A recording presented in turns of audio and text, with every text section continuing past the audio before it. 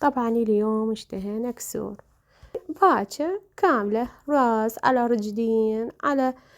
المهم هنا جابوا لي اياها مقطعة وأنا غسلتها ونظفتها هماتين وخليتها على النار.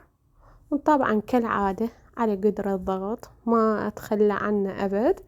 طبعا هنا أنا بلشت أشيل الزفرة وعلى مود أنا متأكدة من الزفرة كلها شلتها. هاي هنا أنا كلها راح أشيلها. شوفوا بنات، هاي كلها ألمها وأشيلها على مود ولا تبقى شوية. هاي هنا أنا نظفتها من الزفرة وما عندي شي. وهاي راح أحط البهارات وخليها على راحتها.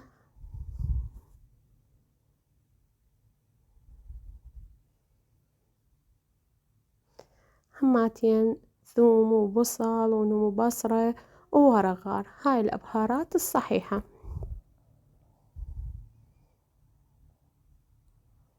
هاي هنا بس صبغ أصفر وكاري وفلفل أسود وبهارات ولوزينة حسب الرغبة. اللوزينة احنا شوية بيها نحب صفار.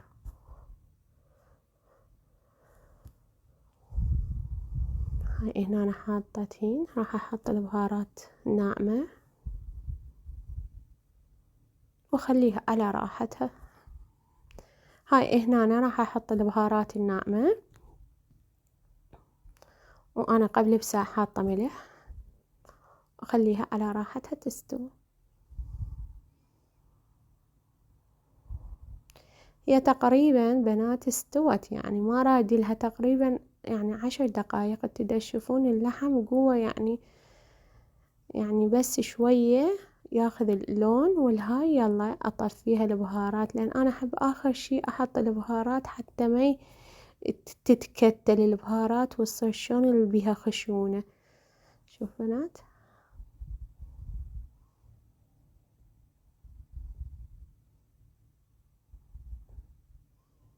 هاي هنا تقريبا يعني مستوية من نهارة، يعني ما يغادي. وهاي هنا كملنا.